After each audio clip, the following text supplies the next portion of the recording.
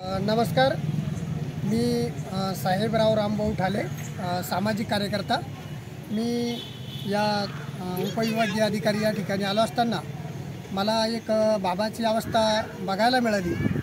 तर बाबाचं वय हे 70 वर्षाच्या पुढे आहे आणि आईचं वयसुद्धा घरी आई आहे। तर त्यांना श्रावण बाळ योजनेतून ते वंचित झालेले आहे। तर महाराष्ट्र शासनानं जी लाडकी बहीण योजना चालू केली, तर या मुख्यमंत्री सरकारचं महाराष्ट्र शासनाचं जवळपास मी अभिनंदन करतो। चांगली गोष्ट आहे की त्यांनी ती अंमलबजावणी योग्य रीतीने केली। अंगणवाडी कर्मचारी, ग्रामसेवक हे दारोदार फिरले आणि लाडकी बहीण कोणतीही वंचित यापासून होणार नाही अशी दक्षता घेतली।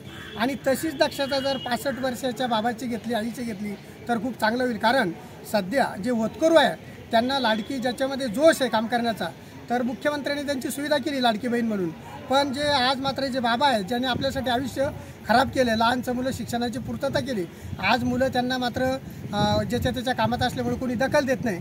पण महाराष्ट्र सरकारला माझा खूप फार मोठा अन्याय आहे की अशा बाबाला, 65 वर्षाच्या 70 वर्षाच्या बाबाला जर श्रावण बाळ योजना जर लागू नसेल तर मुख्यमंत्री साहेबांना महाराष्ट्रातील सर्व तमाम मात्र तहसीलदाराला आदेश द्यावं की प्रत्येक गावामध्ये किती वयाची जी मंडळी आहेत, ज्येष्ठ नागरिक आहे, यांचा सर्वे करावा आणि त्या बिचाऱ्याला मात्र त्यांनी ती श्रावण बाळ योजना लागू करावी। कारण त्यांना रस्त्यांना चालता येत नाही, त्यांना कोणते कागद करता येत नाही आणि केले तर मात्र काही दलाल लोक 500-1000 रुपये घेतात आणि त्या ठिकाणी मात्र ते फायली देतात, त्या फायली लागू होत नाही आणि दलाल सांगतात की अजून समितीची बैठक नाही, त्यावरती सदस्य आले नाही, अशा अनेक अडचणी दाखवतात।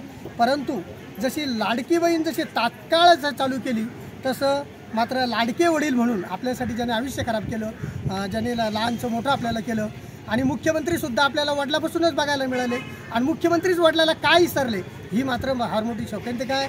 मी शिंदे साहेबाला विनंती करतो की जेवढे ज्येष्ठ नागरिक आहे त्यांना मात्र त्या लाभापासून वंचित आहे, त्यांना तात्काळ न्याय मिळवून द्यावा असे मी सामाजिक कार्यकर्ता भोकरदन येथून मात्र माननीय मुख्यमंत्री साहेबाला विनंती करतो आणि या ठिकाणी थांबतो।